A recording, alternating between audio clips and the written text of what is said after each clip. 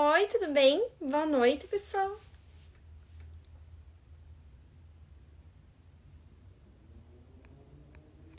Ó, o Carlão entrou aí. É, o Versu.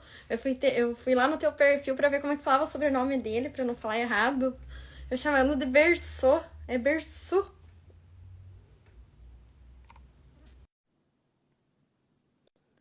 Aceitar. Ué, não tô conseguindo aceitar. Acho que agora foi.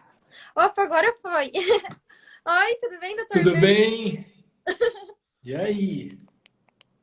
Fui lá no perfil do Carlão pra ver como que falava teu sobrenome, né? Porque eu sempre chamei de Berçô, né? Só que daí eu fiquei, ué, como será que é? Será que eu tô falando certo, né? É um sobrenome chique, né? Ele fala Berçô. Isso é a vida inteira o pessoal chamou o errado, né? Era Berson, Bersou, mas na verdade é Bersu mesmo que fala. Né? É uma origem grega que foi passando aí nos cartórios da vida. É o Carlão falando que tem que fazer bico, Bersu. É, Abraço, meu amigo. acho que é mais fácil chamar de doutor Guilherme, né? Do que doutor Berçô. Mas é chique, né? Eu vou chamar de doutor Berço. Então, doutor Berço, obrigada por ter aceito participar do convite dessa live, né? Tão especial. Já conheci o doutor, né? Ali já conheço de tempo, né? Conheci ano passado, graças ao doutor Thiago Cavalcante. E encontrei o doutor ali no curso do doutor Adel, né? O doutor é bem alto, super gente boa. Eu que sou pequena demais, e o Carlão também é anão, né? Coitado. Não, foi um prazer te conhecer pessoalmente, né? E eu que agradeço a oportunidade de estar aqui falando com você, né, com o pessoal que quer saber um pouquinho mais de cirurgia, né? Principalmente cirurgia das mamas, e vai ser bem legal. Espero poder corresponder à altura, né? Que você sempre convida grandes cirurgiões, então eu espero Doutor, corresponder à altura. o doutor Thiago Cavalcante que fala, não, o Guilherme é um dos 5 melhores campeões de mama do Brasil. Então, né? Se eu te falo, tá falado. E o Carlão também tá na lista lá, aqui, ó. Né? Ah, Fazer. Não sei, né? Acho que ele não escolheu muito bem o Carlão nessa lista. Essa semana passada eu tive a oportunidade de estar com os dois, né? E realmente assim, eu sou muito grato aos dois, né? Eu sempre falo, o Thiago foi um dos caras que mais me ajudou na minha vida. Então, assim, eu tenho um carinho muito grande por ele, né? Realmente eu assim, tiro o chapéu pelo que ele fez pela cirurgia plástica brasileira, né? E mundial, eu até falaria. Né, que realmente ele revolucionou aqui e me ajudou muito, né, na minha carreira, vários conceitos, não só na cirurgia plástica. Eu sou muito grato a ele. E o Carlos, assim, é um cara que é fenomenal. O sucesso dele não é à toa, né? Eu pude ver com os meus olhos essa semana, fiquei lá com eles. E também sou muito grato, né, da oportunidade de conhecê-los. Né? Ele e a Elô são, assim, espetaculares. E aprendi muita coisa com eles. Então a gente tem que saber enaltecer, aplaudir e reconhecer, né, as pessoas que te ajudam, não só a mim, mas os outros colegas. Então, o sucesso não é à toa, né? Então, muito legal a gente falar um pouquinho sobre isso. Com certeza. Eu queria que o doutor se apresentasse para as meninas sobre sua formação, por que que decidiu ser cirurgião plástico. Bom, vamos lá. Meu nome, então, é Guilherme Versu, eu tenho 42 anos. Eu sou aqui de São Paulo, nasci aqui mesmo, em São Paulo. Né? Fiz minha formação de medicina em Sorocaba, depois fiz todo o resto, cirurgia geral e cirurgia plástica aqui, no servidor municipal. E resolvi fazer cirurgia plástica porque meu pai é cirurgião plástico, né? Então, meu pai, ele tem aí... meu pai está com 76 anos e meu pai é um cara sensacional, tá sempre comigo nas cirurgias, a gente se ajuda muito em cirurgia, eu ajudo ele me ajuda. Então, desde pequeno, eu via meu pai chegando em casa feliz da vida, né? E com a profissão, e eu, assim, desde pequeno, eu falei, vou fazer isso aí, se você acha legal, acho que deve ser legal. Então, desde pequeno eu já sabia que eu ia fazer medicina e cirurgia plástica, então eu nunca tive muita dúvida, assim, né? Claro que no começo, né, ali na época do vestibular, às vezes passa alguma coisa na cabeça, mas sempre fui direcionado. E estamos aí na vida, na ativa, né? A carreira, graças a Deus, está indo muito bem, né? A gente só atende aqui em São Paulo, né? Pacientes do Brasil e do mundo todo, hoje em dia que eu consulto online, faço tudo demais. e operamos somente aqui em São Paulo. Então, o nosso foco hoje é mais a cirurgia corporal mesmo, foco em mama, foco em lipo-HD, foco em abdominoplastia, né? E é isso, esse sou eu. Uhum. E é um dos 5 melhores cirurgiões em mamas, segundo o Dr. Thiago Cavalcante. Ó, que honra, hein? Que Eu, honra. A gente pode falar, tô te ouvindo. pode falar. Não, tô só arrumando aqui. Então, tá bem colocado como um excelente cirurgião plástico, que estuda, faz cursos. Agora, recentemente, também do Dr. Adel, né? Mastopexia em L. Nossa, assim, eu achei o curso da Adel incrível, né? Hoje eu fiz um L, ontem a gente fez outro L, e realmente, assim, é bem legal. Os pacientes gostam muito, né, de não ter aquela cicatriz aqui no meio. Acho que o maior apelo é esse, né? Então, muito legal, né? É isso que a gente fala, né? O L estava aí há 100 e tantos anos e esquecido, e de repente um cara pega, acredita, vai atrás, passa o conhecimento de uma forma simplificada, a gente começa a fazer, e daí um colega fala com o outro, a gente vai melhorando a técnica, então, muito legal, isso é incrível, incrível. Andréia, tudo bem? Um beijinho para você, um paciente nosso estava aí, muito legal.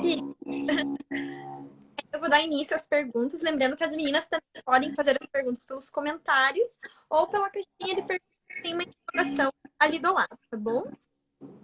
A primeira é quando que pode ser feito a mastopexia sem a prótese?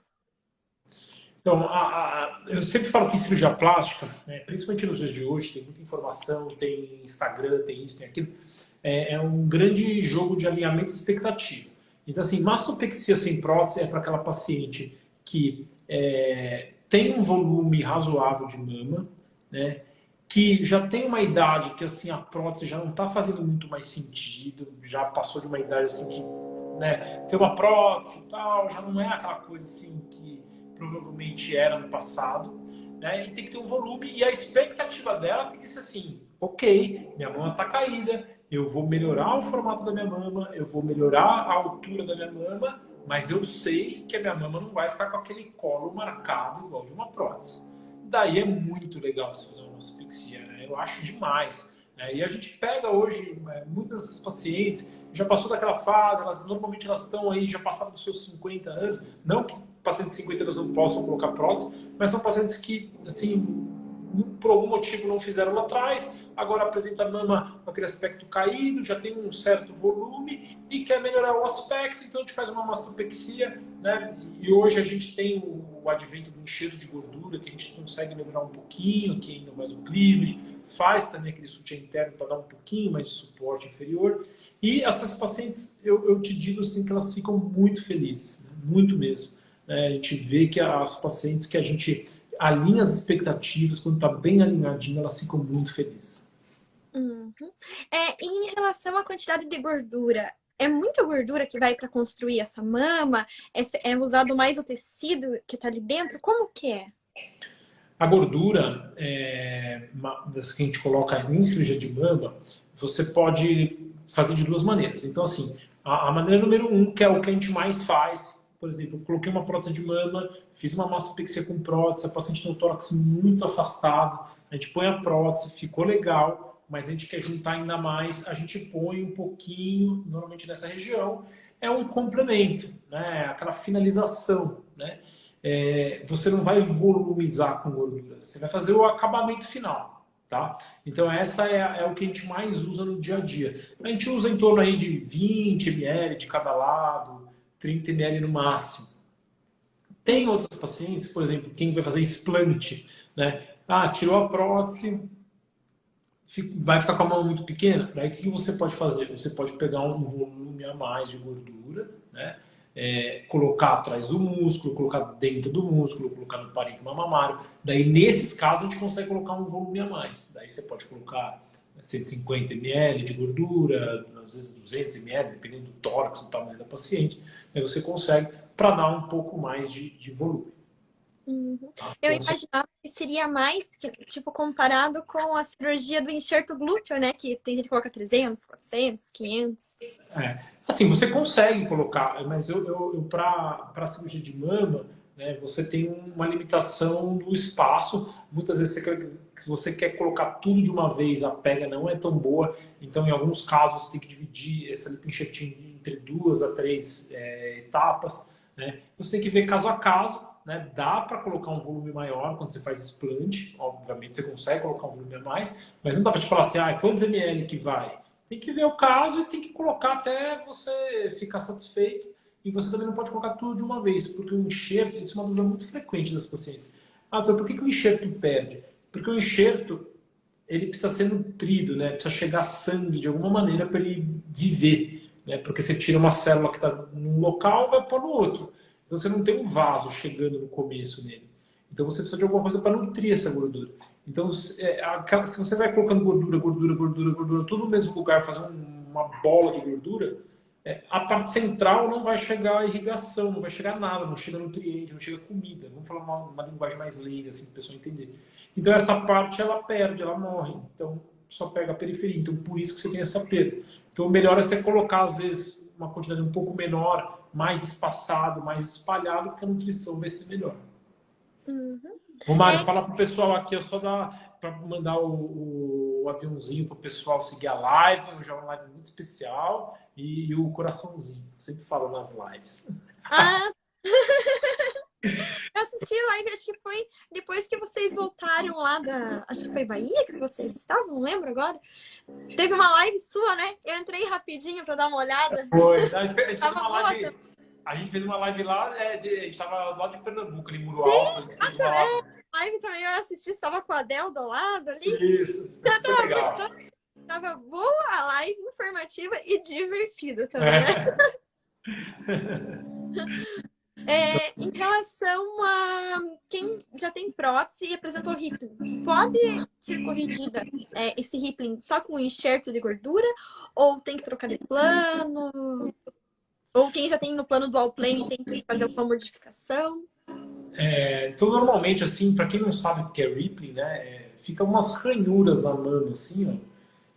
Que normalmente acontece em pacientes que são bem magras, né? São pacientes que têm pouca camuflagem do tecido. Então, essas pacientes, às vezes, elas desenvolvem a cápsula, ela adere aos tecidos e, normalmente, quando faz assim, vai um pouquinho mais para frente, assim, ela forma umas ondinhas assim na mama, tá? Então, nesses casos, né, o que você pode fazer? Se a prótese estiver em cima do músculo, você tem a opção de jogar essa prótese para debaixo do músculo. Mas às vezes a paciente não quer mexer nisso, às vezes ela está feliz, né? E está tudo bem se ela está com a prótese em cima do músculo. Vida que segue, né? Se ela não quiser mexer, fazer uma cirurgia maior, você tem o advento do enxerto de gordura. Então você pode colocar gordura e normalmente o resultado é muito bom. Normalmente você consegue resolver mesmo, né? O caso, assim, você colocando uma quantidade razoável ali, você consegue ter um resultado muito bom, né?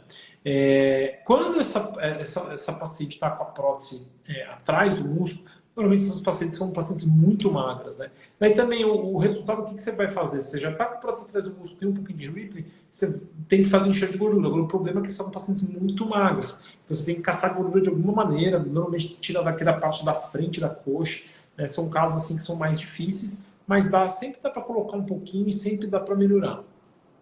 Tá? Basicamente isso. Aqui eles perguntaram se tem risco da paciente ter um bebê depois de 6 meses de colocar silicone. Se tem algum problema Isso. Não é o ideal, né? A gente sempre fala assim que não é o ideal, né? Acho que o ideal é você fazer sua cirurgia e esperar um pouco mais, para você poder aproveitar. Porque a gente não sabe, se eu for falar para você, vai acontecer alguma coisa? Não sei. Né? Tem paciente que minha esposa engordou 9 quilos nas gestações. Tem outra, minha mãe engordou 30. Então, Nossa. assim, né? Vai depender muito assim, amamentou, não amamentou, como é que foi, quanto tempo amamentou. Assim, hoje, pelos métodos, por exemplo, que eu uso, não vai interferir em nada, né, de amamentação para o bebê, nada, porque a gente faz uma incisão aqui por baixo, faz o descolamento, não tem contato nenhum com a glândula, então, assim, acaba que não tem problema e a paciente vai poder amamentar sem problema nenhum, né? Agora, é mais uma questão assim, né? poxa, se você puder, claro que se for uma coisa inesperada, vida que segue. Agora, se você puder programar, espera um pouco, né? Curte sua cirurgia, vai viajar, vai aproveitar bastante e depois sim você vai ter seu filho. Isso, vai pra praia, usa biquíni curtininho. Não é? Tem coisa melhor? Poxa. Sim. Perguntaram, depois de quanto tempo da cirurgia pode usar uma blusa sem sutiã? Olha, depende da cirurgia, mas assim, acho que deve estar falando sobre prótese de mama, provavelmente. A gente, do jeito que a gente faz hoje, com toda a estruturação mamara da R24, fazendo sutiã interno e tudo mais, colocando o volume adequado, assim, a gente nem pede, a gente nem é obrigatório o uso do sutiã, tá? A gente coloca só, às vezes, um de algodão, assim, não tem uma obrigatoriedade de estar usando aquele sutiã cirúrgico, e nem o sutiã normal. Então, se você colocou o tamanho adequado de prótese, né, estruturou bem a mama, sutiã interno, faz o grip plane, faz o dual plane customizado, essas mamas costumam ficar assim, muito estabilizadas, então você não tem a necessidade de sutiã. Tá? No caso de uma mastopexia com prótese, assim, hoje a gente está conseguindo chegar em resultados muito mais estáveis. Vai muito da paciente. Tem paciente que consegue ficar sem sutiã tranquilamente. Não é o sutiã que vai segurar. A gente mora num planeta que tem gravidade, tudo quer cair, tudo quer ir para baixo. Né? Tem casos melhores, casos piores, né? Mas não dá, nunca precisa prometer para uma paciente que tem uma mama muito flácida que a mama dela nunca vai cair. Tá? Isso, se alguém estiver falando isso, assim, tem que ver o caso. Né? Mas tudo quer ir para baixo no planeta. E depende da qualidade da pele também, né? Tem pacientes que têm uma pele muito boa, então pode ficar a longo prazo com a mama intacta. Outras podem 6 meses, 1 ano, já acontecer uma ptose, mesmo que seja leve, né? Com certeza. A pele, assim, hoje, assim, a gente opta por colocar a prótese atrás da musculatura. Então, a gente tinha um problema. Né? Uma época da minha vida, logo, assim, na residência, acabei a residência, durante os primeiros 4, 5 anos, eu colocava só a prótese em cima do músculo. Assim, eu quase parei de fazer essa cirurgia, porque era muito ingrata. Porque nos primeiros, aí, assim, 3, 6 meses ficava legal e depois caía tudo. Daí a gente falou, né, na época, falei, não dá mais, né? Vou começar a colocar atrás do músculo. E daí a gente começou a colocar atrás do músculo e os resultados, obviamente, melhoraram, porque você consegue segurar o peso da prótese com o músculo. Agora, o problema é você tratar o resto, que é a pele e a glândula. Então, tem pacientes que têm pouquíssima glândula com um pouquinho de flacidez, esses casos são os melhores. Fica muito bom, fica igual prótese mesmo. Agora, já tem pacientes que têm muita mama, né? Uma quantidade maior, uma flacidez maior. Nesses casos, você não consegue ressecar tudo que você gostaria. Você não consegue deixar a mama sequinha, sequinha, sequinha, né? Porque os riscos são muito altos. Então, daí, às vezes, você acaba deixando um pouco de tecido, que esse tecido, com o passar do tempo, ele pode escorregar um pouquinho. Mas tudo bem também, não se escorregar, você vai lá, tira mais um pouquinho e vida que segue. Não sei se deu para entender, acho que... Deu sim. E eu vi que o doutor falou sobre tirar bastante pele, né? Pode ser feita uma mastectomia para deixar a mama em pé por mais tempo, ter menos pele? Ou é muito arriscado fazer essa cirurgia? Eu, particularmente, eu não recomendo, eu não acho certo, né, você pegar uma paciente que tem uma quantidade boa de mama, você ressecar praticamente tudo, né, e colocar uma prótese. Isso ficou muito famoso na época da Angelina Jolie, né, que ela fez, mas vai ver quantas cirurgias ela já fez depois dessa. Né? Então, assim, não é só alegria, né? Realmente é uma cirurgia muito agressiva. É igual você pegar uma maçã, o pessoal, né, falando uma linguagem mais leiga, assim, você pega uma maçã, você arranca toda a polpa da maçã, só deixa a casca e daí põe uma prótese ali para preencher aquela polpa, né? O problema é que você tem os linfáticos, é uma cirurgia que você tem muito risco para a areola, a pele fica muito fina, mostra irregularidades. Então, assim, eu particularmente não recomendo, tá?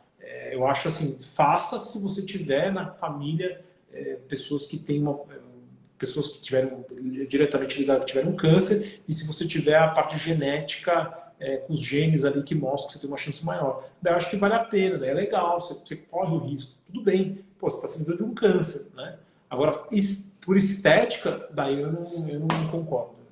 Eu praticamente não indico, tá? Sim. Em relação à mama subglandular, né? Antigamente todo mundo procurava o subglandular porque ele ficava aquela bolinha, redondinho, marcadinho. E hoje a gente vê que o dual plane com o grip plane, o sutiã interno e todas as outras técnicas juntos conseguem um resultado mais bonito, estável e aquele colo marcadinho do jeito que o paciente gosta, né? Assim, eu já passei, assim, já fiz tudo que você puder imaginar, né? Eu já tenho aí meus 11 anos, 12 anos, que eu acabei a residência, mas acompanho meu pai desde sempre. Então, assim, eu já passei por todas as fases, já vi de tudo, já peguei as modinhas, né, já vi de tudo nessa vida, assim, em relação à cirurgia de mama, né? E no começo da minha carreira eu fazia muita prótese em cima do músculo. Depois eu passei para debaixo da face, que é quase a mesma coisa, né? Você descola uma faceazinha assim que tem do músculo e põe ali. É praticamente assim uma subglandular. E depois migrei para o dual plane, para debaixo do músculo. E já estou nessa desde 2015, né? Assim, eu posso te falar com propriedade, tá? Tem técnica perfeita? Não, não tem. Infelizmente não tem. Não tem uma técnica que você fala assim, não, essa é perfeita, né? Mas eu te falo hoje que assim a satisfação das pacientes que eu vejo no consultório é muito maior com o dual plane, tá? Prótese atrás do músculo. Por isso que assim hoje eu não faço mais em cima do músculo, né? É uma opção minha, não faço mais, porque é difícil você retroceder, né? Você fala assim, você está fazendo uma coisa que está dando certo, a satisfação está alta, você está tendo pouca complicação, os pacientes estão gostando. Você voltar para uma subglandular, daí não faz muito sentido. Nada contra quem faz, né? Nada contra, mas eu particularmente não ofereço mais isso para os meus pacientes. Eu, por exemplo, na época, lá em 2000, eu queria colocar silicone desde os 5 anos de idade, eu acho. Eu achava... Minha mãe sempre teve seios lindos, assim, então meu sonho era ser igual a minha mãe. Só que não rolou. Aí eu sempre fiquei guardando dinheiro para conseguir colocar silicone, guardei desde novinha. Aí, em 2010, eu ia colocar, fiquei com medo, fugir da cirurgia. Cancelei a cirurgia com o médico. Aí, em 2014, voltei para fazer e tava em dúvida entre subglandular e submuscular, né? Uhum. E daí, eu queria muito subglandular. Nossa, eu queria. Eu incomodei o médico. E o médico não fez. Ele fez submuscular dual plane. Depois eu descobri que era dual plane, né? Porque não se usava tanto o termo dual plane em 2014. E hoje eu percebo que foi a menor coisa que eu fiz. Porque eu não tenho 1 milímetro de pele para baixo. E eu tenho 8 anos e quase 4 meses de prótese. Então, tipo, é muito bom. Se a tua pele for boa, o teu médico, né, ter uma mão boa ali para fazer certinho, não deixar a loja muito solta, você vai ter um resultado estável. E a minha prótese, aí que tá, minha prótese não é pequena, é uma prótese grande, é 410, e mesmo assim tá ali, firme e forte, né? Então, o dual plane é uma técnica muito boa.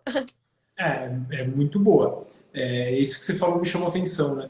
Eu pego, às vezes, aqui no consultório, pacientes também que a gente colocou prótese há 5 anos, 6 anos, e você vê, é o que você falou, se você pegar uma paciente que tem uma pele boa, e você, assim, cabe no tórax dela, foi bem feitinho, assim, a durabilidade, vamos falar de resultado, ela é maior.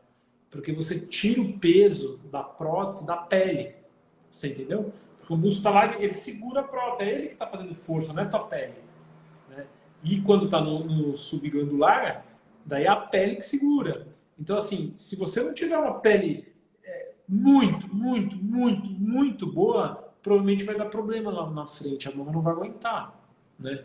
Então, é isso que a gente tenta passar para os pacientes, né, hoje em dia. Mas não tem assim, eu falo, é que assim, o problema hoje da era do Instagram, da internet, é que assim, é sempre uma guerra para saber quem está certo, quem está errado. Eu acho assim, cada médico tem sua filosofia, cada médico vai encontrar a paciente dele, a paciente vai encontrar o médico dele, que tenha mais afinidade, que se gostou mais, que faz mais sentido. Não tem verdades absolutas, mas a minha verdade hoje é essa. Eu não faço mais porque eu acho que o resultado fica melhor. É uma cirurgia mais difícil, né? O dual plane é bem mais difícil, né? Muito mais difícil, tem muito mais coisas para assim, para você pensar, que você tem que medir, que você tem que se preocupar, do que na subglandular. Não tem nem comparação, né? Então, é uma cirurgia que você tem que estudar, que você tem que aprender, você tem que... Assim, eu achava que eu sabia fazer, né? Eu sei fazer dual plane, né? Daí fui fazer o curso lá com o Thiago, fomos fazer dissecção de cadáver, estudar toda semana. Eu falei, cara, talvez eu não sabia tanto assim, né? Eu vi, quanto mais eu estudo, mais eu vejo que eu não sei nada, né? E aí, olha quem estuda, e toda terça-feira a gente fica com aula lá, você vai lendo mais, lendo, e você vê hoje os detalhes que você não via lá atrás. Então, assim, é um caminho sem volta. A partir do momento que você domina, é um caminho sem volta para o cirurgião. Uhum. E no caso das pacientes que têm cimastia congênita, tem como corrigir? Ou, por exemplo, a paciente que tem a cimastia, eu não lembro o nome, que é causada... Adquirida. Adquirida. Ou, Tem que tratar, ou é mais difícil tratar a adquirida do que a... É iatrogênica, né? Vamos falar assim, iatrogênica ou adquirida. Ela é mais, por incrível que pareça, ela é mais fácil de tratar, tá? Ela é mais fácil. Então vamos supor, se você tem uma paciente que está com a prótese em cima do músculo e ela está com cimastia, esse é o melhor dos mundos, assim. Não que seja bom, é um caso difícil, mas normalmente é resolutivo, né? Você tira a prótese de cima do músculo, coloca para debaixo do músculo, limita seu descolamento aqui, né, para deixar um espaçamento, e normalmente você consegue sim resolver esses casos na grande maioria das vezes, né? A segunda opção que é ruim é aquela paciente que já tem prótese, mas a prótese está atrás do músculo. Esses casos são ruins porque você, de duas uma, ou você vai jogar a prótese daí para cima do músculo. Daí normalmente coloca uma prótese de poliuretano, né? Aconteceu até com um colega nosso do grupo do R24, esses dias ele postou lá, ele operou essa semana, tirou a prótese, colocou em cima do músculo mesmo, poliuretano, fechou lá, resolveu, legal, mas vai ficar com a prótese de poliuretano em cima do músculo também, sim, é o que tem, né? Esses são os com prótese, né? Quando você está com prótese. A cimastia congênita, ela é mais difícil de você tratar, né? Ela é bem difícil, vamos falar assim, né? Uma das coisas bem legais assim da mastopexin L é que normalmente essas pacientes que têm cimastia congênita, normalmente elas têm já um grau de flacidez. E daí você fazendo a mastopexin L, como você puxa assim, ó, você acaba afastando um pouco mais as mamas, né? Então a gente, assim, é uma boa tática, mas não dá para você prometer para a paciente que assim, você vai resolver o problema dela, né? Assim, mas suas congênitas elas são mais difíceis, né? Dá para você colocar enxerto de gordura aqui em barra para tentar mascarar. Então, uma série de técnicas que você pode fazer, né? Mas são casos normalmente desafiadores, tá? O melhor caso assim, para resolver é prótese em cima do músculo que deu assim uma... Esses casos, normalmente, a taxa de resolução é alta. Uhum. E quem tem a prótese tem essa cimastia adquirida, que eu esqueci o nome do outro termo. Se não tratar a tempo, pode causar mais e mais e mais cimastia? Tipo, você tem casos. Você tem casos que você pega na hora que você abre, assim, você põe o descolador, comunica totalmente, né? A prótese, ela comunica de um lado para o outro, assim. Então, isso pode acontecer, né?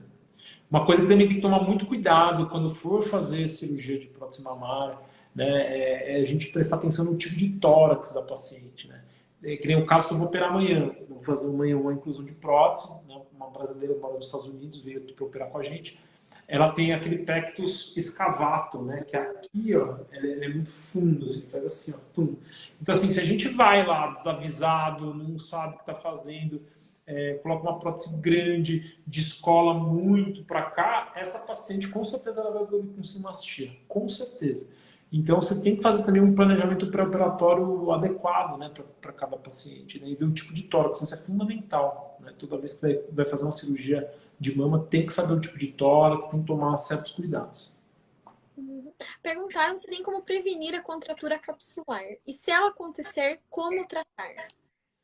Então, a contratura capsular tem sim como prevenir, né? A gente adota uma tática que a gente chama de os 14 pontos de segurança, né? Esse é um protocolo, né? Então, são 14 medidas que a gente toma durante uma cirurgia mamária, que vai incluir prótese. Então, desde assim, de você trocar a luva na hora de colocar prótese, manipular poucos tecidos, não ter sangramento, proteger os mamilos, fazer a incisão aqui por baixo. Então, são 14 dessas, não usar dreno, né? Então, são 14 medidas.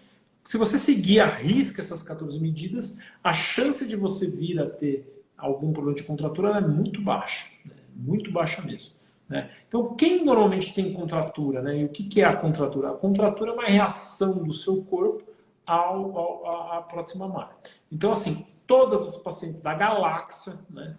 Tem uma paciente que não tem a cápsula. Todas as pacientes que têm prótese têm cápsula. O que é a cápsula? Ela é uma película que o seu corpo formou para isolar a prótese da tua mão. Então, normalmente ela é muito fininha. Parece aquele papel filme de embalar alimentos, assim, de cozinha. Ela é muito fininha, na grande maioria das vezes.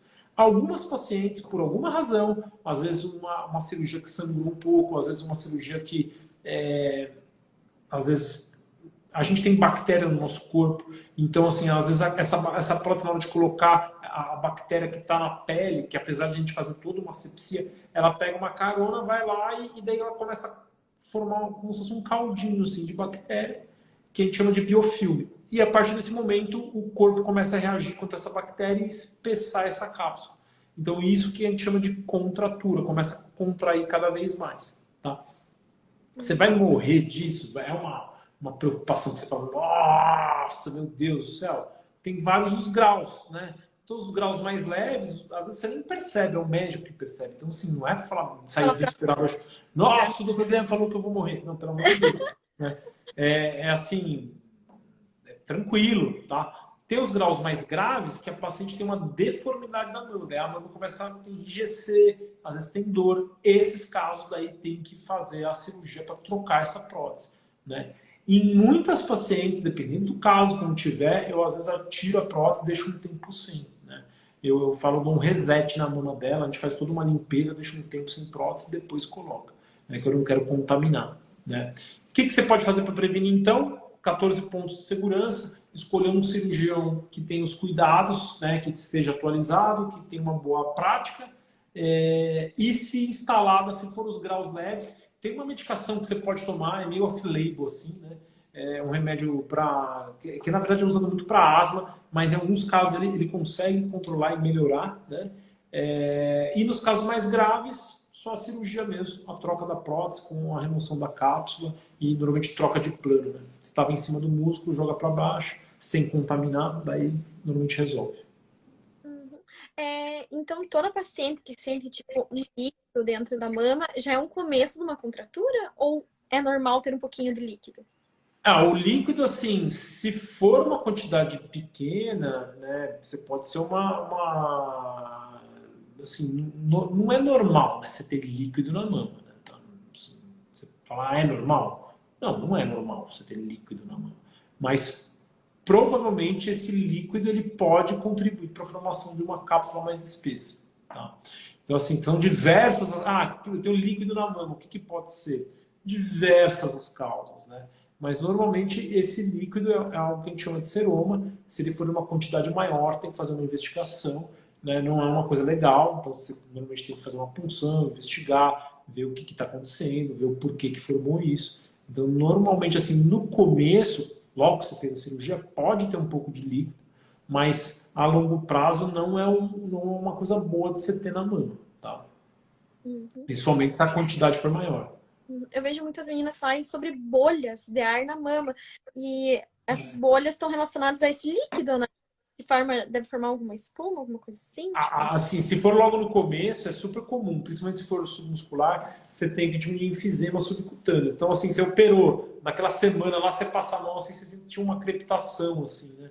Você passa a mão, faz assim, um barulhinho. Isso é normal, tá? Você não precisa ficar preocupada, isso é normal, acontece com uma frequência até razoável.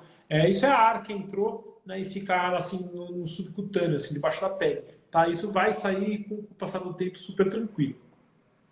Tá? Agora, se tiver um pouco de líquido no começo, assim, logo que operou, Isso pode acontecer, isso é normal. No começo, assim, é esperado, tem um pouquinho ali. Se fizer você operou hoje, fizer um ultrassom, provavelmente amanhã ou depois, com certeza vai ter um pouquinho de líquido lá. Uhum. Tá? Doutor Guilherme, perguntaram aqui, quanto tempo de cirurgia, em média, para uma mastopexia com prótese? Técnica dual plane. Ó, mandaram o doutor Guilherme para eu não ter que ler doutor Verso. Olha, assim, depende da mama, tá? Hoje eu fiz uma, era um caso primário, a gente demorou 3 horas e 50. Então, as cirurgias de mastopexia com prótese, elas se tornaram cirurgias mais avançadas, cirurgias mais difíceis. Então, hoje eu usei, assim, praticamente tudo. Eu fui para fazer um short scar, eu fiz o short scar, para quem não sabe, é a gente fazer uma cicatriz um pouco menor, uma mão já pesada, caída, bem caída a mão assim. A gente fez então o duplo plano customizado, a gente fez o grip plane, a gente fez o sutiã interno, bem reforçado aqui embaixo. A gente fez daí, foi para fazer o short scar, que é a remoção de pele para deixar uma cicatriz menorzinha, mas a gente acabou virando ela num L, que eu achei mais legal deixar num L. Então assim, usei praticamente todos os arsenais dos últimos 3 anos aí que saiu, usei hoje. Então, uma cirurgia que foi 3 horas e quase 4 horas. A gente acaba aspirando um pouco de gordura aqui da lateral, enxerta um pouquinho. Então, se tornaram cirurgias mais longas mesmo, não tem muito jeito. Né? Uhum. E como que faz para fazer uma cirurgia? É que é uma cirurgia, uma cicatriz tão pequena, né? Eu vejo que o short scar é bem reduzida. Como que é feito? Como que mexe na mama? Então, isso é muito interessante, né? Isso, assim, a gente vem na evolução, assim, antigamente a gente queria resolver o problema da prótese, porque a prótese ela movia muito, caía e não sei o que, a gente foi lá e resolveu com o duplo plano bem feitinho, o relógio apertadinho. Depois veio a remoção da pele, daí a gente pegava assim a mama e jogava ela para baixo, na verdade, né? Quando você joga ela para baixo, você fica com uma cicatriz muito longa para cá. Então, por isso que as cicatrizes antes ficavam muito longas na base da mama. Daí a gente começou a mudar, né? Pensar, falar, o que a gente vai fazer? Daí hoje em dia, em vez de a gente puxar assim, ó, para baixo a mama e tirar a pele nesse sentido, assim, a gente está fazendo o contrário, a gente faz assim, ó. A gente pinça dessa maneira, assim, a mama. Então, você tira mais pele nesse sentido. Você pode tirar a pele assim ou assim. Né? Então, você tirando de assim, você compensa mais na areola e nessa coluna, assim, na vertical, que fica aquele corte assim, né? Então você acaba tirando mais pele dessa maneira. Então, desse jeito você consegue deixar a cicatriz um pouco menor.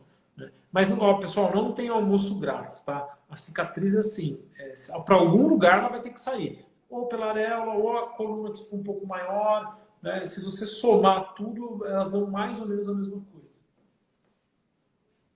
Uhum. Aqui perguntaram, farei uma mamoplastia redutora mês que vem. Tenho medo de colocar próteses devido aos casos de câncer de mama na família. Alguma orientação? Não, seja feliz, faça a sua cirurgia, fica tranquila, vai dar tudo certo. Não é a prótese que vai dar câncer, né? Pelo contrário, você tem vários estudos que mostram que pacientes que colocaram prótese tem até uma chance de encontrar um tumor mais rápido, porque você faz mais exame. Hoje em dia, a gente colocando a prótese atrás do músculo, você não toca em nada no tecido mamário, então não influencia em nada. Mas se você tem a mama muito grande, muito pesada, né, faça a sua mama redutora, faça seus exames periódicos. Se você já tem alguém na família que tenha mãe, tia, irmã, passe num mastologista, né? De repente fazer até colher os exames genéticos para ver se tem uma chance maior de ter. E é isso aí, vai dar tudo certo, acompanhando. Seja feliz. Sim, e corte o açúcar, que o açúcar sim causa câncer. Eu li ali no livro sobre câncer que eu tô lendo, que o açúcar é o principal responsável pelo câncer de mama. Então, não é a prótese. A prótese, silicone, a gente tem contato com silicone desde que a gente nasceu, né? Tem na bico do bebê, nos cremes, tudo tem silicone, né? Não tem nada a ver. É uma coisa que fizeram para. É um marketing ostensivo, ridículo que fizeram. Simples assim. Polêmico, esse assunto é polêmico, a gente vai ficar Polêmico. até amanhã falando, mas é polêmico. É polêmico. Perguntaram assim: pele flácida, não queria colocar prótese. Tenho 32 anos devido a riscos de AL. Ó, a LCL, vale a pena só a suspensão? Vale a pena? Desculpa, não entendi a última Vale a parte. pena apenas a suspensão das mamas? Então, assim, ó, o LCL criou-se um boom aí de comentários, e medo e tudo mais. A maior parte dos casos foram casos que foram na Oceania, ali, Austrália, e foram diagnosticados por pacientes que foram operadas por não cirurgiões plásticos, tá? Então a gente tem que saber Nossa, separar as eu coisas. não fui a fundo nisso, não sabia que era É, por plásticos. então, a maior parte dos casos foram de pacientes que foram operados por não cirurgiões plásticos lá da Oceania. Então, se você pegar a estatística do Brasil, é muito baixa, tá? Pelo número de cirurgias que são feitas, a estatística é muito baixa, né? Se o teu medo é ter a LCL, assim, procura um bom cirurgião, né? Um bom cirurgião que saiba fazer as coisas direitinho, e a chance de você ter uma LCL, realmente, assim, ela é muito baixa, mas muito baixa mesmo, tá? Eu não teria isso como um impeditivo para você colocar prótese, tá? Só, né, procura um bom cirurgião, faça a escolha correta, não põe uma prótese muito grande, escolha uma prótese junto com o seu cirurgião baseado nos seus tecidos, respeitar os 14 pontos de segurança, tá tudo certo, você vai evoluir super bem, a chance de ter uma LCL é extremamente baixa, né? Você teria que ser assim a premiada, né? Porque realmente a chance é muito baixa.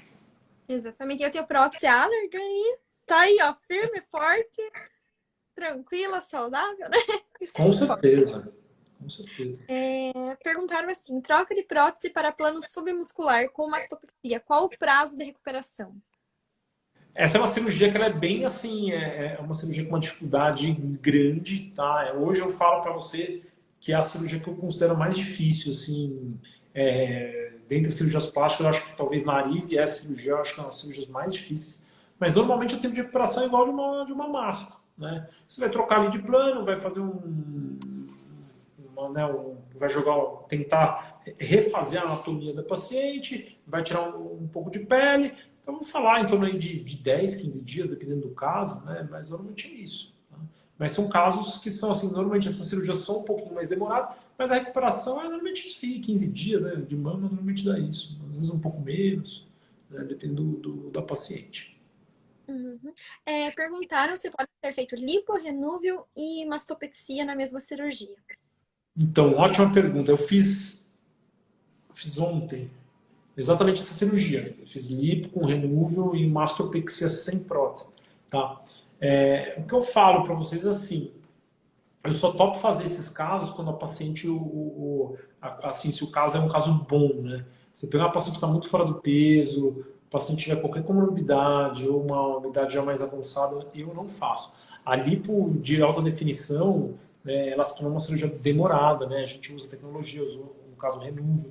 Então a cirurgia ontem só de lipo deram 4 horas e pouquinho, né? Tipo, o corpo todo, né? Depois mais a mama. Então, assim, são cirurgias que acabam sendo cirurgias grandes, né? A paciente tem que ter um suporte, a paciente tem que estar ciente, né? Mas se você perguntar para mim se eu acho a melhor opção do mundo, eu não acho, tá? Eu não acho, de verdade. Ainda mais se a lipo for uma lipo mais extensa, se a gente tiver que tirar mais gordura.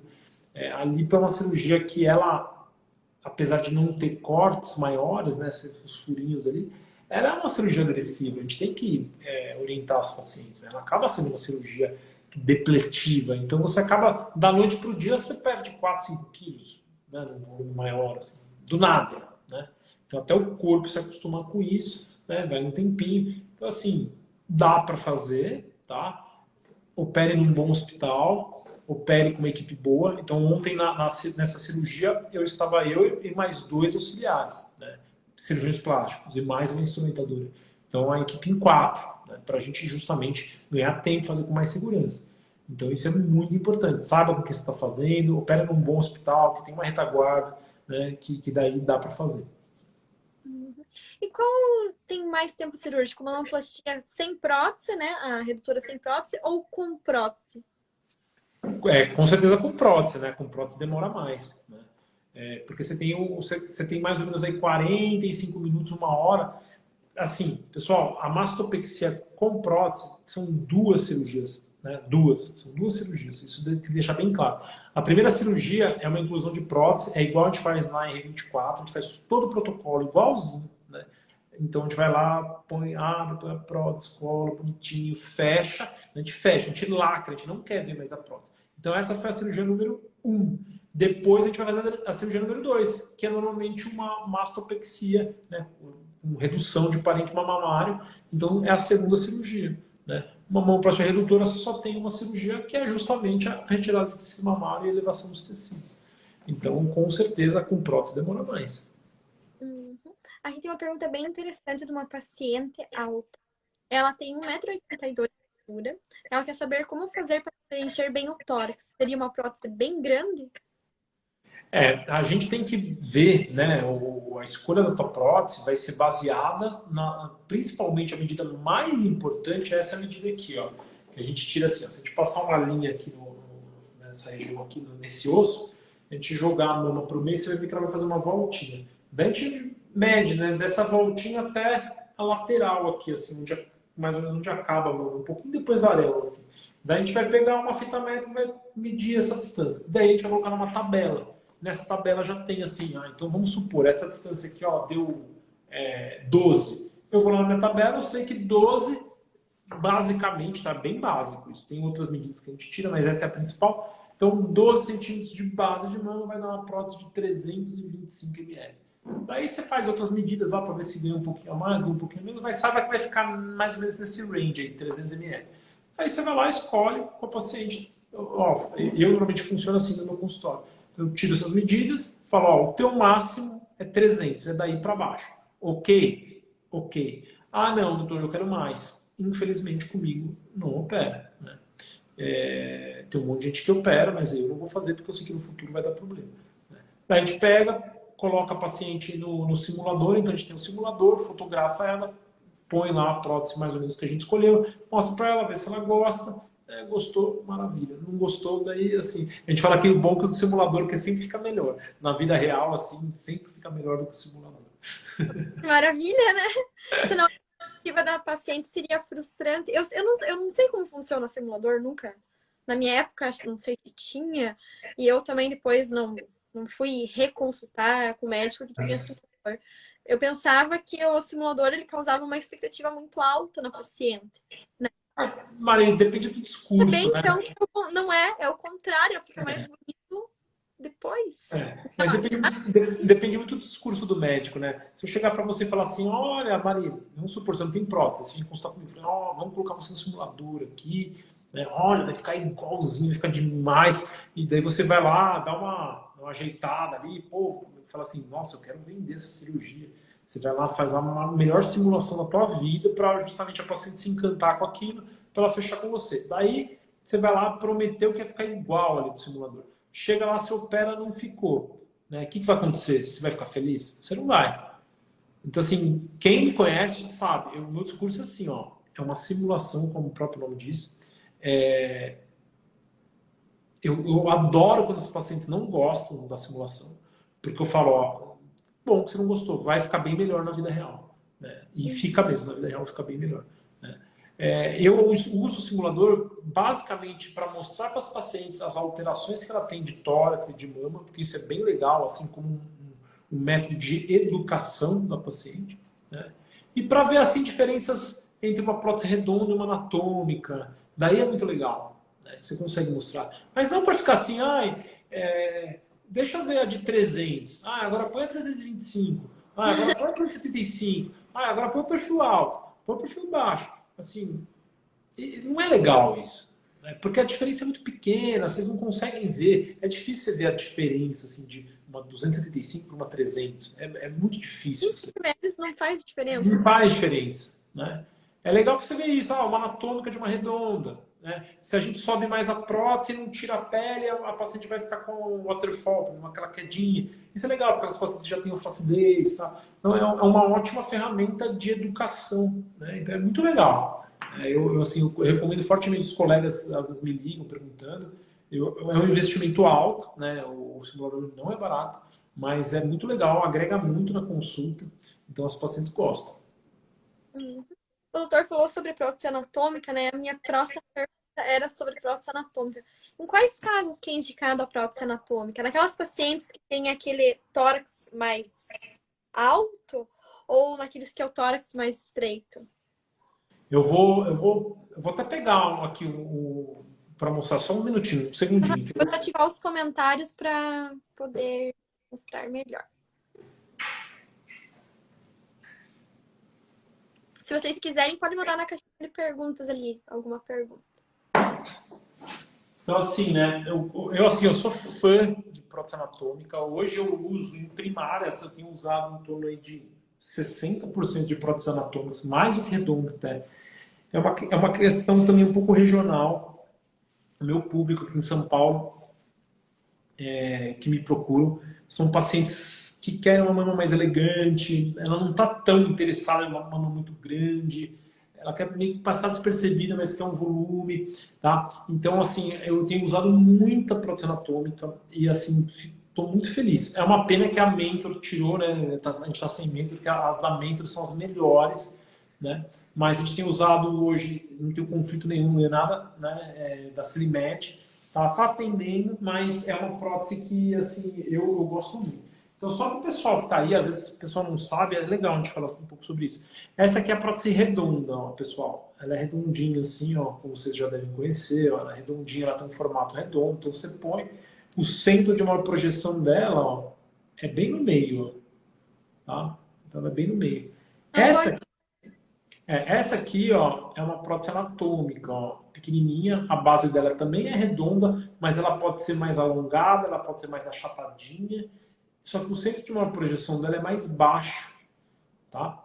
Então, o que é legal da prótese anatômica? Ela é muito mais versátil. Você consegue resolver casos que você fala, não, esse caso aqui sem mastro você não consegue resolver. Às vezes, com uma prótese anatômica você consegue, né? Porque o centro de maior projeção dela é mais baixo. Então, assim, você pega uma paciente que tem uma areola mais baixa, ela dá como se fosse um chutezinho na areola, assim, ela sobe mais a areola, né? Então, assim, a redonda, se a gente pega a redonda, por exemplo, o bico dela estaria aqui, ó. O centro de maior projeção estaria aqui. Então, ela vai ficar com aspecto mais de caída. A anatômica, ao contrário. Como ela projeta mais embaixo, ela estica mais e o mamilo sobe. Então, são casos que, às vezes, você consegue resolver com uma prótese anatômica, né? Outras indicações, aquelas pacientes que têm a mama meio estranha, meio feia, vai de anatômica, porque ela tem mais versatilidade, porque ela trabalha... A redonda, ela vai ser sempre redonda, o diâmetro é sempre igual. Essa aqui, você tem umas que são mais compridas, que elas podem chegar mais para cima, tem outras que são mais largas. Então, ela é uma prótese que ela é muito mais versátil. Ela custa mais caro, porque é uma prótese mais difícil de fazer, obviamente. É o dobro do preço, né? As CPGs eram quase o dobro, mas a da Celimed acho que é uns... Eu não sei te falar, mas é mais cara. Né? Ela tem que ser, porque ela pode ser mais difícil de ser feita, né? Mas ela é muito versátil e quando bem indicada ela fica maravilhosa, né? E é engraçado, isso é muito legal. Tem pacientes que falam assim, mas eu não gosto de anatômica porque a anatômica fica muito natural, fica sem colo. Maior mentira, né? Não é a questão de ela ser um pouco mais flat aqui que vai deixar sem colo. A gente tem um monte de paciente que a gente coloca e tá com colo aqui com a clivagem linda. Né? Hoje, o que dá colo, assim, ficar marcadinho, bonitinho aqui em cima, isso é legal falar. Primeiro, a prótese, obviamente, tem que chegar até aqui em cima. Né? Então, assim, você tem que saber se é aquela paciente que tem uma implantação mais alta da mama, a mama no tórax dela já é mais alta, essa paciente vai ficar com o colo bonito, independente da prótese que você fizer. Se a paciente tem uma espessura de pele muito grossa, vai marcar menos. Se ela é mais fininha, a paciente mais magrinha, vai marcar mais. Né? E o último é o quê? O sutiã interno. Né? Se você fazer um sutiã interno, um reforço de baixo, segurando essa prótese, ela não desce, ela vai ficar lá em cima e vai dar uma marcaçãozinha que vocês gostam. Então não é assim a prótese, né? A prótese anatômica não dá colo. Uma mentira isso aí. Não existe isso. Sim. Uma pergunta. A paciente, então, com a pele mais grossa, ela tem uma pele mais forte, no caso, que vai evitar uma queda? Não necessariamente, né? Você pode ter uma paciente que tem uma espessura de pele mais grossa e mais com flacidez. Né? Agora, normalmente mais para baixo, né, também. Normalmente pacientes que têm a pele mais grossa, elas têm é uma pele mais firme. Assim, a pele ela acaba sendo uma pele mais forte, né? Mas não dá para você generalizar isso. Uhum. Aqui fizeram mais perguntinhas. Pergunta sobre a prótese por baixo do músculo após um tempo de amamentar. Não causa o efeito dupla bolha? Não. O efeito dupla bolha, todo mundo confunde, né? Eu acho que ela deve estar querendo falar sobre o waterfall, na verdade. É uma coisa totalmente diferente, né? Você repete o comecinho da pergunta que eu... Sobre prótese por baixo do músculo. Após um tempo de amamentar, não causa efeito dupla bolha? Então, acho que ela está confundindo. As pessoas confundem, né? Inclusive, tive até outros médicos confundindo. O efeito dupla bolha é quando a gente pega assim, ó, e coloca uma prótese aqui, ó, deixa eu colocar mais. Deixa eu ativar os comentários para aparecer melhor. O efeito dupla bolha é quando você pega uma paciente, por exemplo, que ela tem a distância do bico assim até o sulco muito curtinha, e daí você pega e coloca uma prótese muito grande, você tem que baixar esse sulco. Então você vai incisar no abdômen dela. E daí vai ficar uma diferença de espessura de pele. Então daí acaba formando assim como se fosse um risco assim aqui embaixo. Então fica uma bolha aqui embaixo, nessa região. Fica bem feio, tá? Isso é o efeito dupla bolha. O que ela deve estar falando é o que as pessoas confundem, que é o efeito que em cascata, que é em cascata que a gente chama de waterfall. Né? Waterfall é assim, o paciente tem a prótese atrás do músculo, tá bonitinho, daí ela engravida. Daí o que vai acontecer? A mama dela vai ficar mais pesada, o bico que estava bem centralizado aqui na prótese, ele começa a escorregar. Então a prótese está presa, porque o músculo está segurando a prótese aqui, mas o tecido mamário, que estava certinho, vai amamentando, ele começa a escorregar, ele vai fazendo isso. E daí parece um bico do Snoopy, assim, né? Parece assim aquele focinho do Snoopy ou efeito em cascata. Isso que as pacientes confundem como dupla bolha, tá? Então isso pode acontecer? Pode acontecer, tá? Isso é um dos problemas da prótese submuscular. Acontece mais em quem já tem mais parênquima mamário. Em quem não tem nada de mama, isso não acontece. Mas quem já tem uma quantidade maior de parênquima, isso realmente pode acontecer. Uhum. Perguntaram como que é a correção do bottom out. Então, o bottom out, para quem também não sabe, vamos lá de novo aqui, ó. Agora todo mundo sabe os termos, né? É interessante isso. Uhum. Então, assim, ó, o bottom out é assim, ó, a sua incisão tá aqui, ó, da tua próxima, fez a incisãozinha, a mama tá bonitinha lá, tá lindinha. Vai passando o tempo, essa prótese, ela pode fazer isso, ó. Ela pode escorregar pela incisão. Então, assim, a incisão que estava bem certinha, assim, bem posicionada, ela acaba subindo um pouco, ela fica assim, ó, e a prótese desce um pouco para o abdômen. E ela normalmente lateraliza um pouco. Então, daí você perde a clivagem aqui, ó, porque a prótese que estava aqui, vamos exagerar um pouco, ela vem parar um pouco para cá, assim, ó. E daí a cicatriz sobe um pouco, porque ela estava aqui, a prótese desceu, ela sobe, a cicatriz sobe, a cicatriz é meu dedo. Né? Então, o que você faz para corrigir isso?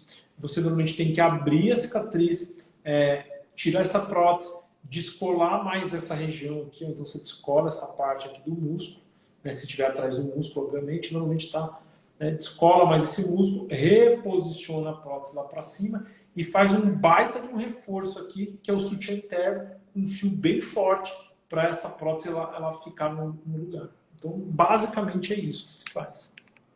Uhum. Perguntaram também se pode ser usada a mesma prótese numa mastopexia. Quando você já tem a prótese, depois precisa fazer a pexia, será que é isso? Acho que sim. Assim, eu só faria isso se fosse uma paciente minha, por exemplo, operei, coloquei uma prótese, eu sei o que eu fiz, a paciente evoluiu com waterfall, vamos falar assim. Ganhou peso, engravidou, amamentou e tudo mais. E daí depois, sei lá, coloquei a prótese depois de 2, 3 anos, ela ficou com waterfall, que a gente vai ter que fazer uma mastopexia. Eu faria, porque daí eu vou fazer uma cirurgia só de superfície, eu não ia nem abrir, porque eu já sei a loja que eu faço, se a prótese estivesse no lugar correto, nem mexeria, nem ia ver a prótese, a gente só ia tratar a superfície aqui. Daí daria para fazer. Agora, se for de outro colega, mais tempo de prótese, eu não sei quem fez, ou qualquer outro colega, daí provavelmente eu ia trocar a prótese. Uhum. Perguntaram em quais casos a prótese vira. Qual é a? Em quais casos a prótese vira? Ah, legal. Então, assim, a prótese, às vezes ela tá assim, né? Ó, ela pode fazer assim. Então, assim, isso normalmente é mais comum em pacientes que têm a prótese em cima do músculo, pacientes que têm grandes variações de peso, então aquela paciente sanfona, engorda, emagrece, engorda, emagrece. Pacientes que têm, por exemplo, líquido, que juntou líquido na mão, porque daí ela fica como se fosse uma piscina lá, ela fica mais fácil de Desculpa. saúde. Fica mais fácil ela girar, né? Então, basicamente é isso. Se você fizer uma loja bem justa, normalmente atrás do músculo, a chance disso acontecer é muito pouca. Ah, e tem outro detalhe: próteses muito projetadas. Então, próteses que tem a base curtinha assim, ó, e muito cheia, muito bicuda, Desculpa, tá correndo. ela tem uma chance maior, porque você diminui a base, né? Se você tem uma base maior, ela fica mais estável, então é difícil ela rodar. Uhum. Obrigada. Aqui perguntaram, sutiã interno só faz quando a prótese estiver por dentro do músculo? Assim, a razão de ter o sutiã interno é mais para próteses abaixo do músculo, tá? E a gente vê uns colegas postando assim, ah, fiz subglandular com sutiã interno. Ok, você tem uns pontinhos lá, mas assim, normalmente se usa mais para prótese atrás da musculatura. Né? O sutiã interno, pessoal, existe uma lenda, né? Eu acho engraçado, assim, tem paciente que liga aqui no consultório, não, ela quer só fazer o sutiã interno. O sutiã interno, ele não é a oitava maravilha do mundo, ele não é a solução de todos os problemas da sua vida. Ele é um artifício que a gente usa para estabilizar um pouco mais essa região inferior, né? Se bem feitinho, é legal pra caramba, tá? Mas, assim, ele não é a solução de todos os problemas, tá, pessoal? Ele ajuda pra caramba. Os meus resultados melhoraram, assim, infinitamente depois que eu comecei a fazer. Não tem como não fazer hoje, mas também não fiquem assim, nossa, meu médico não fez sutiã interno, será que eu vou ter algum problema? Não, assim, é mais assim uma prevenção, sutiã interno, tá? Uhum. Hoje os pacientes já chegam, né? Quero sutiã interno, quero N, quero R24R, né? Pô, elas sabem tudo, Sabem né? tudo. Tá muito. Impressionante. Eu É lembro que na impressionante. minha época, quando eu queria colocar, eu ia e procurava resultados da gringa, né? Tipo, 400 cc, 500 cc. Eu sou paciente que o doutor não ia gostar, né? Não, vai embora, vai embora.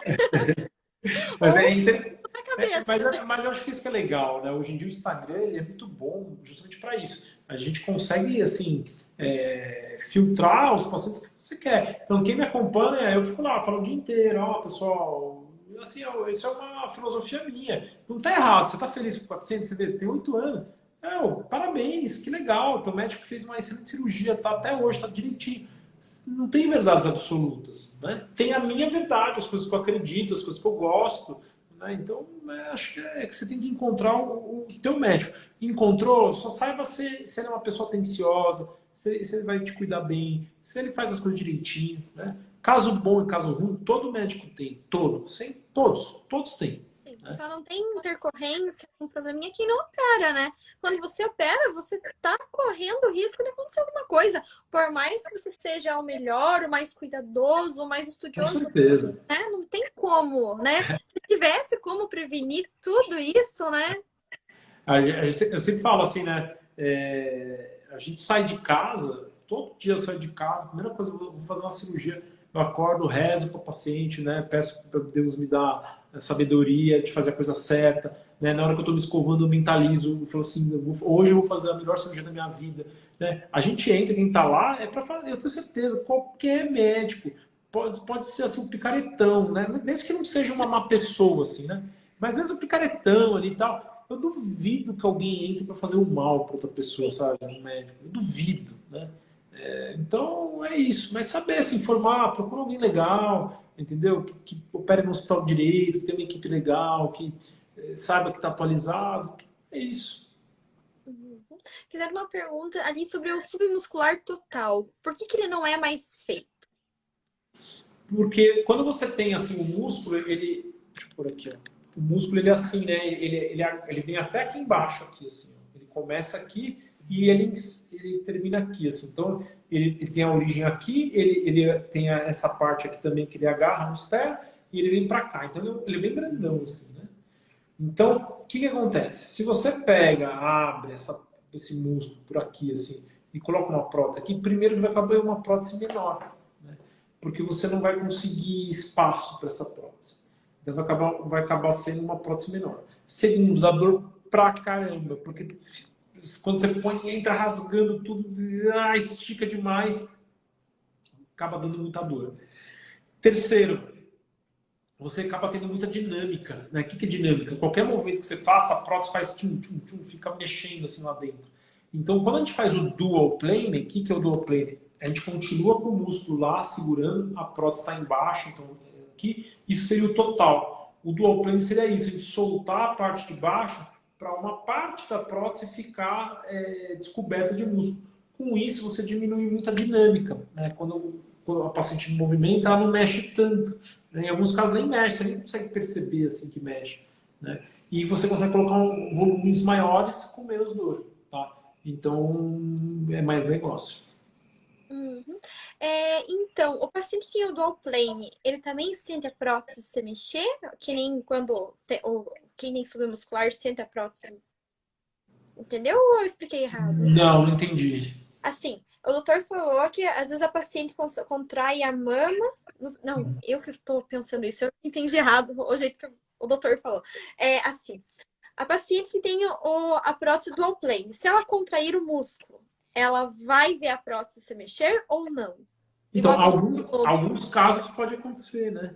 Alguns casos pode acontecer. Então, assim, por isso que você tem que dar uma soltada nessa musculatura. Então, a gente solta mais ou menos na base até aqui, assim, ó, né? Até aqui, assim. Então, daí você tem uma chance menor, né, de você ter esse problema de dinâmica, né? Uhum.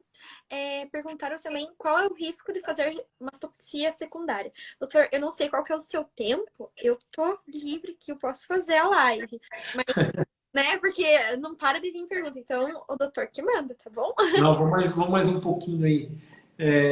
Então, assim, qual o risco? Todos, né? Todos os riscos.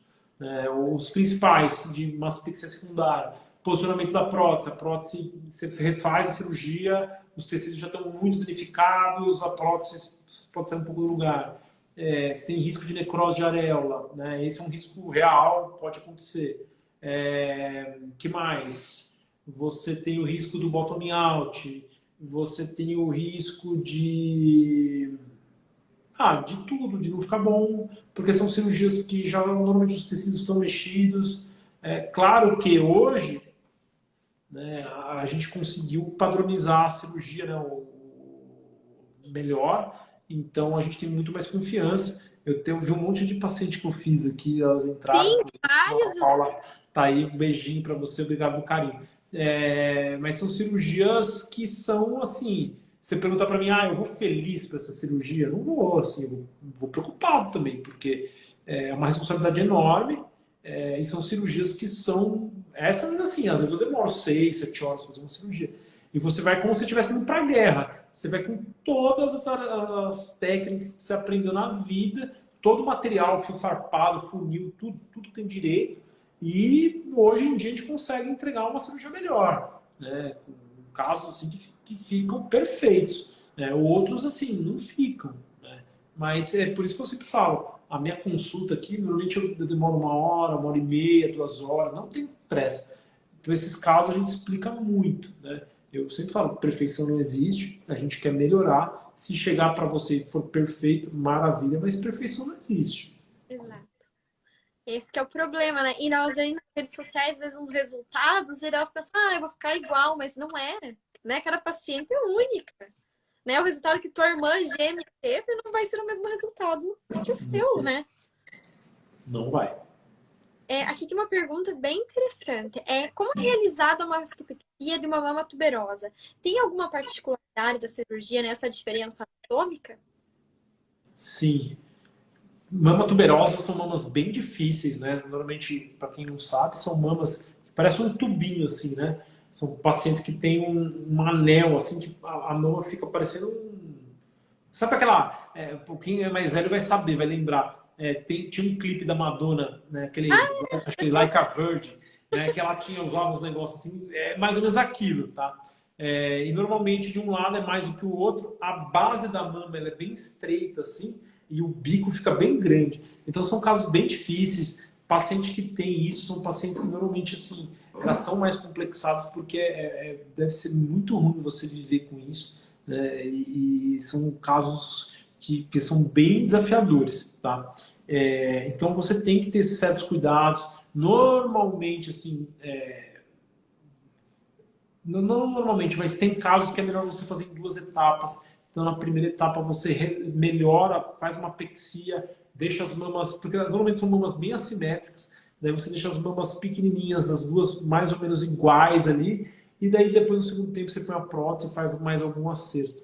Então, são casos desafiadores, mas o resultado é muito gratificante, os pacientes ficam muito felizes, porque são mamas muito feias, né, nos graus mais graves, obviamente, tem vários os graus. Tem graus mais leves que só com a prótese e um pouco de enxerto de gordura pela areola ali você consegue resolver. E já tem os casos que são bem mais avançados, que assim é bem gratificante quando você consegue resolver o problema da paciente, ela fica muito feliz.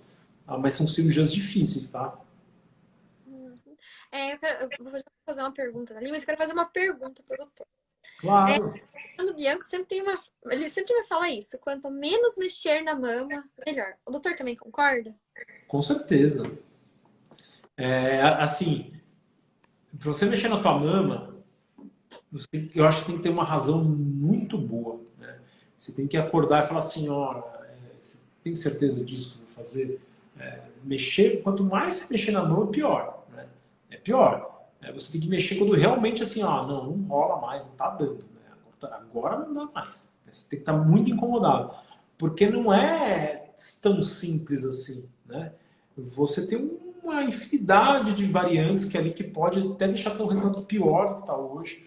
Então, assim, pessoal, vocês que já têm prótese e tudo mais, a gente entende que, assim, às vezes você não está feliz, às vezes o resultado não foi o que você esperava, e tudo mais. Ok, mas eu vejo às vezes pacientes que, assim, o resultado está ótimo e quer a perfeição e quer mais, né? E quer o detalhe, o detalhe, o detalhe. Eu não recomendo, tá? Eu não recomendo. Eu acho que, assim, prótese, quanto menos mexer, melhor. Né? Seja feliz, né? Provavelmente não é a prótese que está te incomodando quando for uma coisa muito pequena. Provavelmente não é a prótese. Então, desvia o foco, vai procurar outra coisa. Né? Mexe o menos possível. E eu vivo disso, tá? Eu só sei fazer isso na minha vida. Eu não sei fazer mais nada. Então, assim, eu não acho que você deva operar por simplesmente operar. Você tem que ter uma boa razão para mexer de novo. Perguntaram se pode ser usado a alça muscular em uma cirurgia de prótese simples. Eu, particularmente, eu não gosto, tá?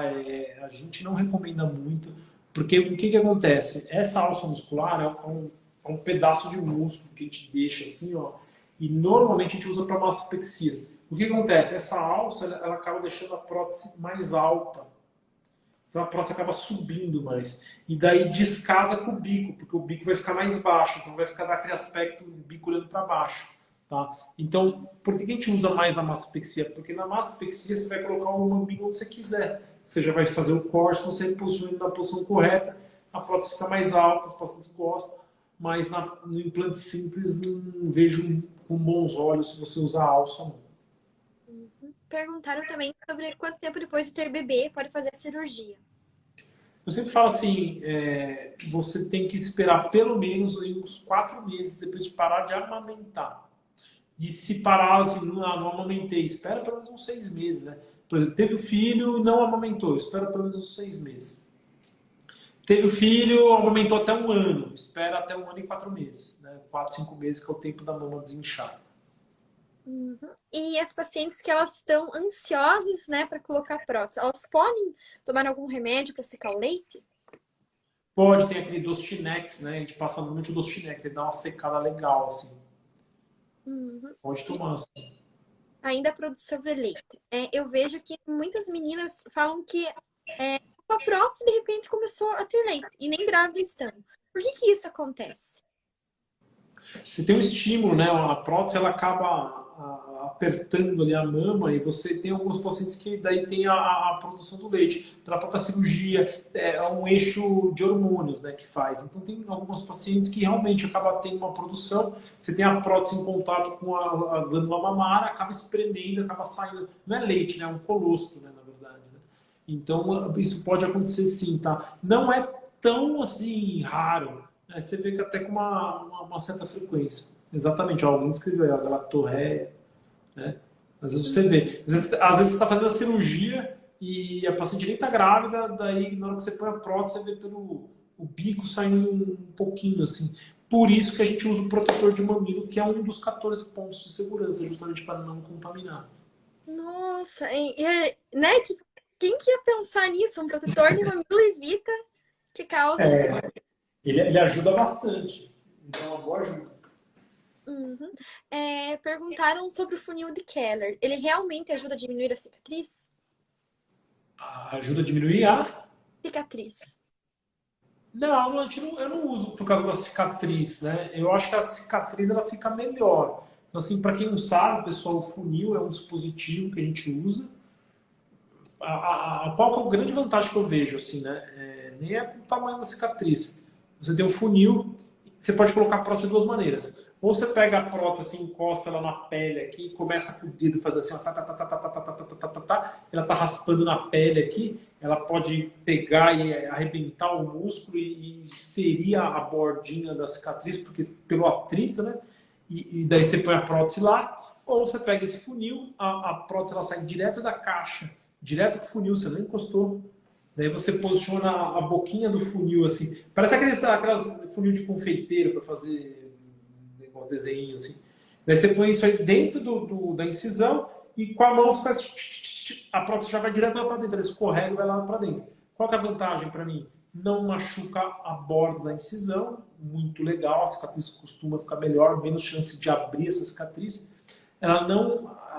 Assim, a chance de você lesar o músculo, estourar o músculo é muito menor, porque ela não fica ali com dificuldade para entrar, e você não tem o contato dessa prótese com a pele, que a nossa pele, por mais que você degerme, passe a solução antisséptica, você tem bactérias na pele.